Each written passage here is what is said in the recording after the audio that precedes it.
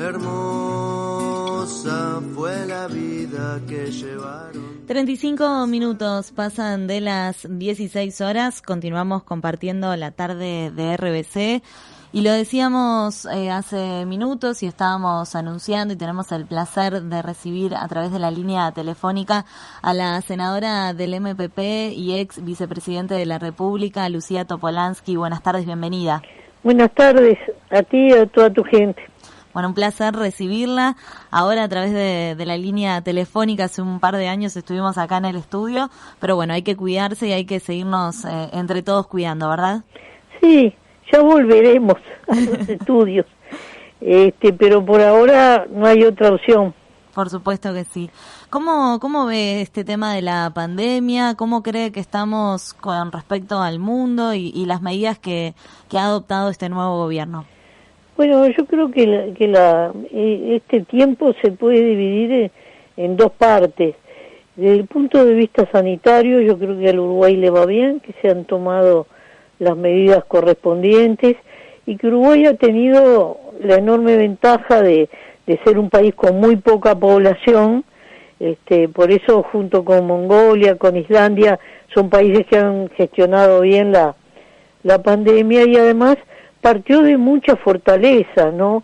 Un sistema nacional integrado de salud que viene del 2008, una red de emergencias móviles, una vieja red de vacunaciones, toda esa solidez del sistema sanitario público hizo que el gobierno se pudiera apoyar en algo muy sólido, más una serie de investigadores de la Universidad de la República, del Clemente Estable y del Instituto Pasteur que pusieron su conocimiento, su ciencia al servicio de la salud, y todo eso ha hecho que en el manejo de la salud, en realidad en el manejo de la salud los únicos problemas que hemos tenido para mí son dos: los problemas de frontera, que con un Brasil con 700 kilómetros de frontera seca y absolutamente desquiciado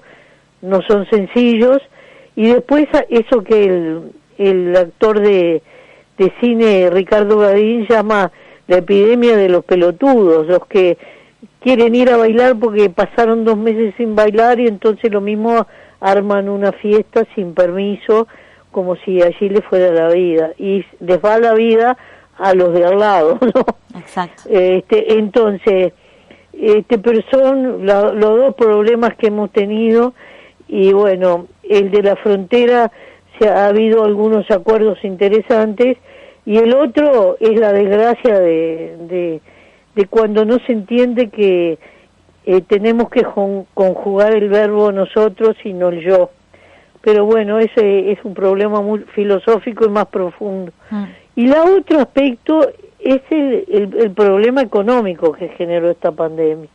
Ahí sí yo veo muchos problemas. Ahí veo que el gobierno nacional ha cubierto algunas cosas relativas a la gente que tiene seguro de paro, relativas a las empresas grandes y medianas, y ahora un poquito a las más chicas, pero ha dejado fuera de la mano de Dios todo lo que es el monotributista, el que trabaja en una unipersonal, el cuentapropista, el que es patrón de sí mismo, por tanto no tiene derecho al seguro de paro, y se le corta de golpe la clientela, y como no tiene rentas de otro lado, no se llama Peirano, no se llama Mailo, no tiene dobles apellidos, está a la vera de hoy, tuvo que ir a comer a las ollas populares gracias a la solidaridad de la gente, porque allí en las ollas, en las canastas, no ha puesto nada el gobierno.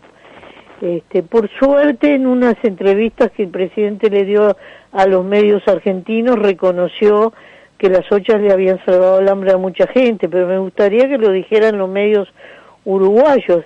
Y esto va a seguir, porque ya tenemos 126.000 desocupados más, producto de la crisis económica, y eso no se va a terminar aunque se decrete que terminó la alerta de la pandemia. En ese sentido nosotros hemos hecho propuestas, pero no hemos tenido respuesta. En realidad hay un diálogo que no se da, un diálogo cortado, no de nuestra parte, pero bueno, uno sabe leer las realidades. Soy vieja en política. Con respecto a lo que decía al principio acerca del sistema de salud, ¿usted opina más o menos lo mismo que Kichichian, que ayer decía piden autocrítica pero son incapaces de reconocer los logros? Claro, porque si no hubiera habido el Sistema Nacional Integral de Salud, la remoción de miles de policlínicas y hospitales, la mejora de todos los servicios, nos hubiera pasado lo que le pasó a Ecuador, lo que le pasó a Perú, incluso lo que le pasó a Chile, que siendo un país que siempre se ponía de ejemplo, tenía una pésima salud pública, porque estamos hablando de la pata pública, del ciudadano que se atiende allí. Y además, si no hubiéramos tenido la red informática que tenemos, la fibra óptica, todo el trabajo de Antel maravilloso de todos estos años, la conectividad hubiera estado muy comprometida. Entonces, no cuesta nada decir, bueno, partimos de esto, vamos a esto. Eso no quiere decir que nos tengan que aplaudir a nosotros, ni mucho menos, porque tienen todo el derecho a discrepar como yo discrepo con ellos. Pero los hechos reales hay que reconocerlos. Son elefantes que están ahí parados y es difícil cuando no se ven. Con respecto a esto que usted mencionaba, hoy justamente el senador Gandini del Partido Nacional dijo en un programa de televisión que recibieron un país peor del que recibió Vázquez de Valle. Bueno, el senador Gandini está desacatado, no sé qué le pasa. Debe tener algún lío interno en la Alianza Nacional, porque si no, no se explica el enojo que tiene con todo. Y como hay rumores de todo tipo, uno se entera de chismes, ¿no?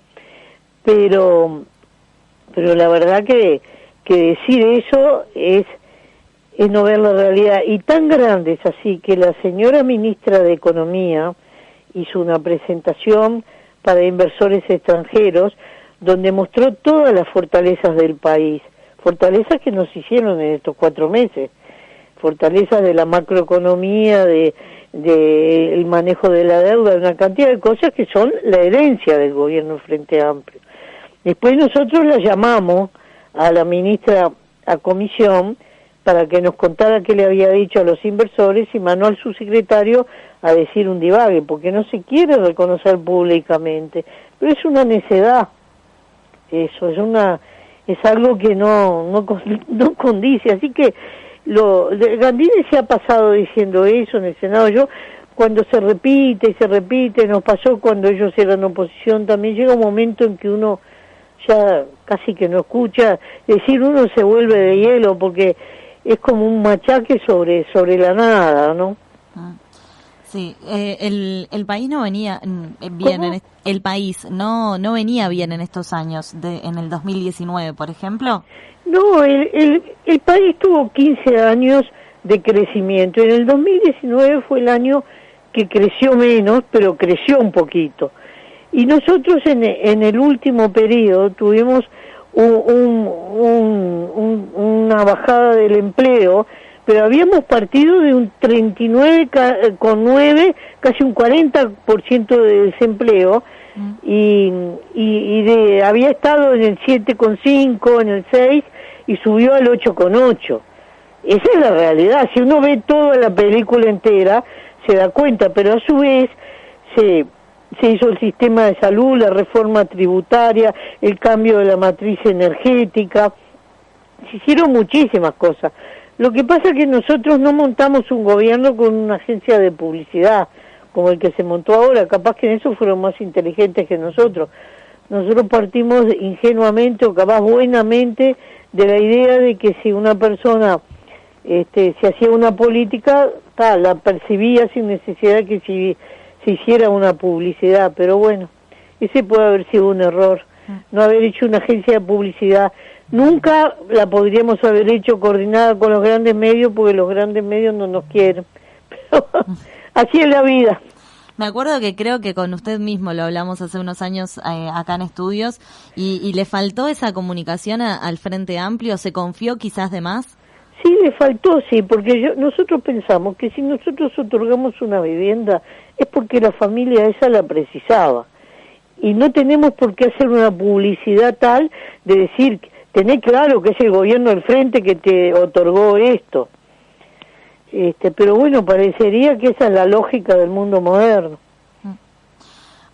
Yéndonos un poco a lo que se comenzó a hablar en estos días, que es donde el gobierno está buscando recortar, ¿no? Recortar gastos. Claro, justamente, eso es lo que Gandini no va a reconocer nunca. ¿Dónde piensa que el gobierno va a recortar? Y además en las últimas semanas empezaron a aparecer que se quería recortar en ciertos sectores que justamente han quedado demostrado en esta pandemia que han sido muy importantes para el país. Claro, primero ya hubo un recorte que se le exigió a toda la administración central y se le pidió a las empresas públicas, incluso se les pidió a las intendencias que gastaran un 15% menos sobre el gasto ejecutado en 2019, así que es un poco más del 15%. Ahí ya hay un primer recorte.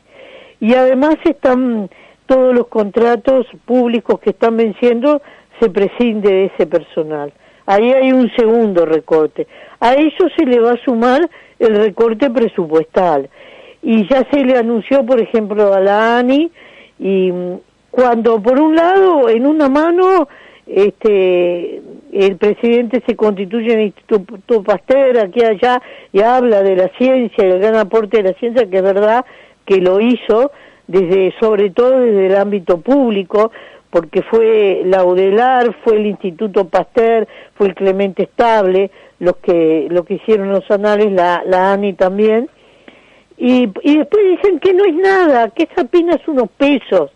Todavía pretenden convencernos de cuando nosotros sabemos que la investigación, que todavía está carente en este país, aún con nuestro gobierno, y habíamos hecho mucho, pero había faltado mucho, no es una cosa de resultados al toque. Tú tienes que estar siempre invirtiendo para en su momento tener resultados. Eso es muy preocupante que está pasando. Después hay fusión de programas, el mismo ex diputado Radio del Partido Independiente, que pertenece a la coalición de gobierno, se fue del Mides porque fusionaron dos programas y eso es un achique, y bueno, se fue a la Junta Nacional de Drogas y dijo algo extraordinario que está en búsqueda hoy. Lo mejor, no pasó nada de los anuncios agoreros que hicieron con la ley de marihuana, y eso ¿qué? Y ahora se va a desarrollar la industria de la marihuana, yo estoy de acuerdo, pero ¿qué dijeron cuando se aprobó la ley? Poco menos que nosotros íbamos a llevar al país a la adicción. Se olvidan de su propia palabra, y eso es lo que molesta. Hablando justamente del Mides, fue algo que cuando asumió este gobierno fue muy crítico con el Mides. ¿Qué explicación tiene usted al respecto? Tampoco se ha escuchado a la ex ministra, que no ha salido a explicar todas las denuncias que han hecho por parte de... No hay ni una denuncia judicial hecha. Son puros globos sondas hechos con la prensa. Pero denuncia judicial no hay ninguna hasta ahora, ni una. Una gestión me puede gustar o no, pero de ahí que haya un delito, tiene que haber una denuncia judicial probada, y no ha habido ninguna. Y de paso le digo, de las comisiones investigadoras que ellos motorizaron en el último periodo, todavía no hay ni un procesamiento, nada. Entonces da para pensar. ¿Qué reflexión hace el Frente Amplio de lo que fue la gestión del Mides? La gestión mire, el Mides fue un ministerio que nació porque había casi un 40% de pobreza en el 2004. Entonces se precisaba abordar eso. Se creó el Ministerio de Desarrollo Social para salir de la pobreza y después de futuro poder hacer políticas de desarrollo social, que es una cosa mucho más amplia. Bueno, se hicieron un montón de programas, primero los de emergencia, el PANES, todo eso, se hizo todo un relevamiento, se georreferenció dónde estaba la pobreza, se hizo el ámbito de la mujer, el ámbito de la vejez, de la discapacidad, y se hizo la ley de cuidados que el subsecretario Castellnevat ha dicho que es para países ricos, y no es así, porque esa ley justamente a quienes beneficia es a las capas medias y a los más pobres, que son los que a veces no pueden pagar a alguien para cuidar o un niño, un discapacitado o un anciano que no es autovalente. Entonces, se hicieron muchas cosas, como en todo, y como cuando uno hace, también puede haber habido ciertos errores, pero no hay delitos. Por ahora no han mostrado ningún delito. Entonces dan la impresión, ellos quieren sembrar la idea de que todo fue un desastre, y no es así. Ahora, en este momento, hay mucha más gente en calle, producto de la crisis económica, pero se callaron la boca. Y bueno, y hubo ese desgraciado episodio de que no se aceptó a alguien en un refugio que después terminó muriendo. Entonces, me imagino el escándalo que hubieran hecho si el gobierno hubiera sido nuestro con un episodio así. ¿Cómo ve estos próximos años y este cambiar de rol, ¿no? Después de 15 años de gobierno. Bueno, nosotros hemos definido ser una oposición constructiva, y es lo que estamos haciendo. Por ejemplo, ahora en la mitad de la pandemia hubiera habido motivos para llamar a sala a ministros. Bueno, nos dimos cuenta que no era oportuno. El año que viene capaz que sí. La única interpretación que hubo la hicieron ellos mismos, sobre ellos mismos, con la intención de pegarnos a nosotros. Una cosa escandalosa, escandalosa. Y bueno, hemos estado haciendo aportes, hemos presentado leyes y vamos a seguir batallando, y vamos a trabajar mucho con el ámbito social, con las organizaciones sociales, sindicales, vamos a hacer política del territorio en los barrios, vamos a dar las 19 batallas departamentales. Es decir, que nosotros no nos vamos a quedar quietos. La idea nuestra es volver al gobierno en el 2025. ¿Pasarán facturas al oficialismo? ¿Quién? Usted, desde el Frente Amplio. ¿Quién le va a pasar facturas? Si ustedes en esta oposición que van a realizar en estos años. No, nosotros nosotros somos responsables en eso. Hacemos siempre una oposición absolutamente responsable. Fíjese, en la época de Valle, cuando la crisis de 2002, era facilísimo incendiar la pradera, pero ese era un gobierno que tenía diálogo con nosotros, ¿no? Porque Achugarri, ministro de Economía, nos llamaba todos los días. Bueno, eso no existe. Se ha colocado el gobierno actual en una tesitura de distancia, de no diálogo. Bueno, pero en algún momento, para alguna mayoría especial, para algo nos va a necesitar. Veremos con qué talante vienen. ¿Qué opina de la votación de la rendición de cuentas? Fue lamentable la introducción de un artículo político, nunca se había visto en una ley, una cosa fuera de toda norma, y que en el Poder Legislativo ojalá no se repita nunca más, porque fue un verdadero mamarracho. Pero bueno, salvo ese mamarracho, fue una rendición de cuentas común y corriente. Bien. ¿Y con respecto a la LUC? Bueno, ahí se trabajó a 1000 y se logró sacar una cantidad de cosas muy penosas. Esperemos que no vuelvan, pero hay que estar con los ojos bien abiertos y alerta.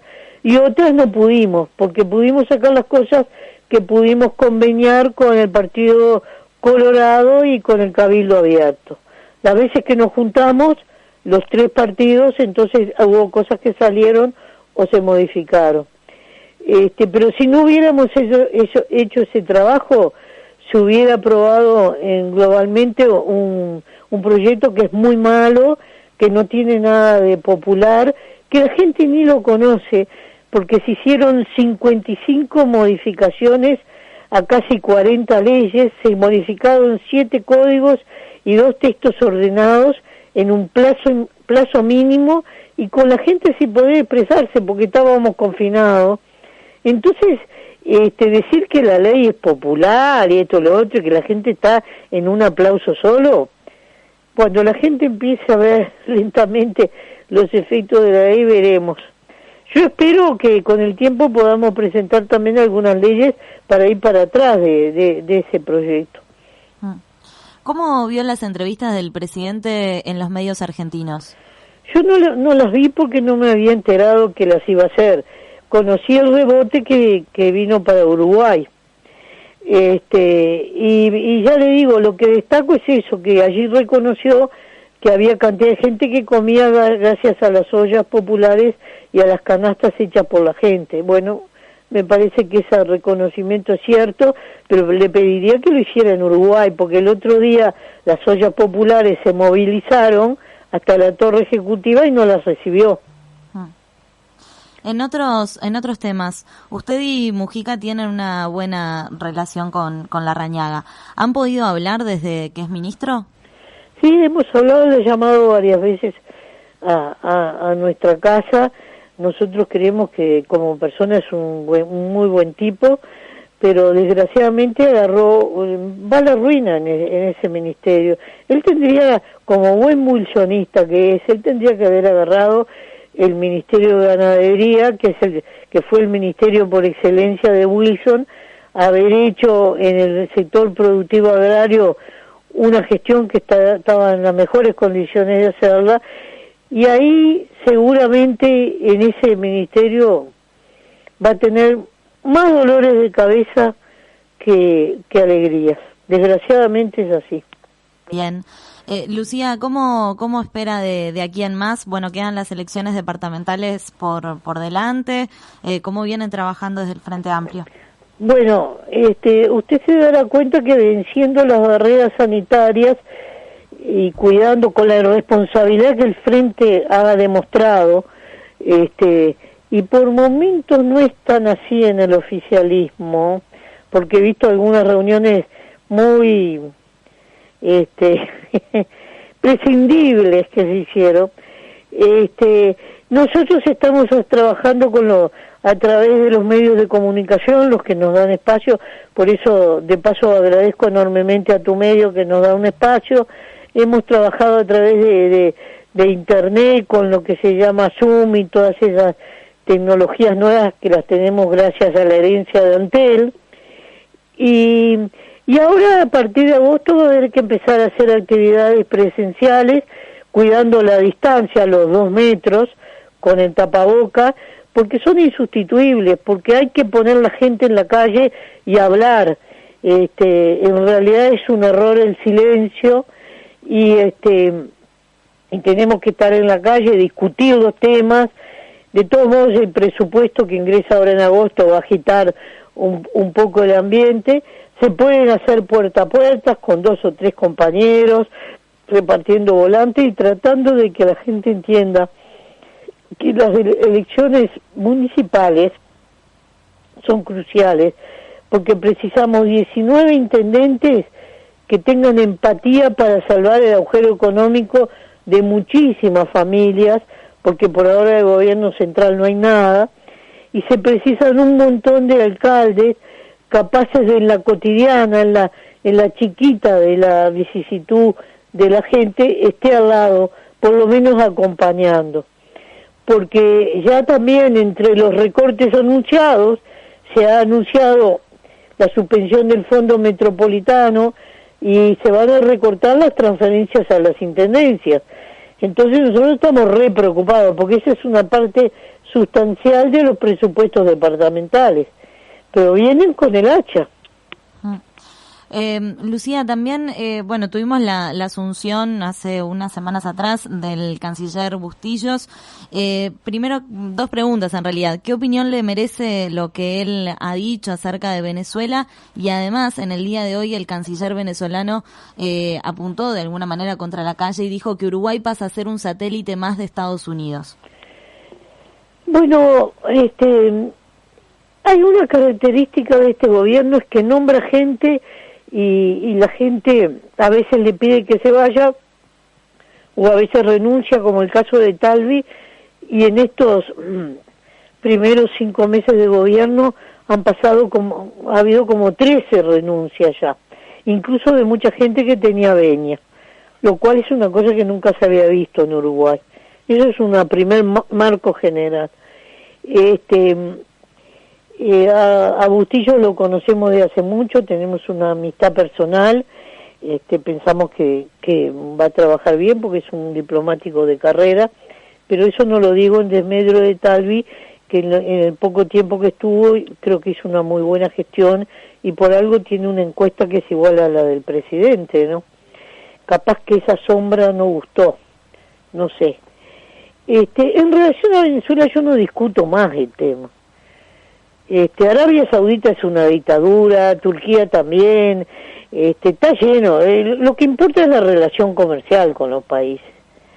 Y nosotros no andamos sacando el centímetro. Él dijo eso, seguramente se lo pidió el presidente que dijera, pero lo que más importante en Venezuela es generar un destrabe de la realidad. El destrabe no va a ser a los palos, porque a los palos no se consigue nada en esta vida. Así que ojalá le vaya bien en los diálogos a Bustillo, sería muy importante que le fuera bien. Estas palabras del canciller tensionarían de alguna manera la relación con Uruguay. Bueno, del canciller de Venezuela, ¿no? Nosotros sabemos que hay una relación fluida entre la calle y Pompeo, pero eso está todo a referéndum de lo que pase el 3 de noviembre en Estados Unidos. Una cosa será un horizonte si ganan los republicanos y otro si ganan los demócratas, así que no puedo opinar nada porque todo es muy incierto. Bien. Por último, le consulto acerca de la cultura. De hecho, quienes integran la cultura de nuestro país están pidiendo una apertura de teatros, de salas y demás. ¿Qué opinión tiene al respecto? Bueno, nosotros estamos elaborando un pedido informe y vamos a tratar de que concurra sobre todo la subsecretaria, que es la que se ocupa de la parte de cultura, a la comisión, porque no logramos entender como espacios mucho más grandes que pequeños boliches que se han habilitado, cuando ya tienen el protocolo firmado por salud pública, no se reabren. Es gente que vive de eso también. Por supuesto. Lucía, no sé si queda algo que usted quiera agregar. Yo quisiera solo decirle a toda la gente del departamento de Maldonado y expresamente a la gente de Piriápolis que el 27 de septiembre concurran a votar, cuidaremos las distancias, los tapabocas, pero que concurran a votar, que voten con la mejor puntería posible, que es preciso poner el departamento en manos confiables. Hay 3 candidatos que propone el Frente, mi sector apoya a los 3, son 3 buenos compañeros, porque vamos a apreciar muchísimo del gobierno de cercanía, y lo mismo en relación a los alcaldes. No podemos dejar ese segundo y tercer nivel de gobierno con una idea de recorte, de pseudo austeridad, porque entonces Uruguay la va a pasar muy mal. Tanto la Unión Europea como Estados Unidos acaban de votar unos planes Marshall fabulosos. Yo no digo que Uruguay haga lo mismo porque no tiene recursos para eso, pero si la ministra se ha dicho keynesiana y el presidente la ha avalado, hagan un poquito de política keynesiana. Si no la hace el gobierno nacional, van a tener que hacer los gobiernos departamentales. Entonces voten bien, porque los únicos que lo pueden hacer son los representantes del Frente Amplio. Le agradecemos mucho este contacto con RBC y esperemos que cuando todo esto pase tenerla por acá por el estudio. Cómo no, voy a estar encantada de verlo. Un placer.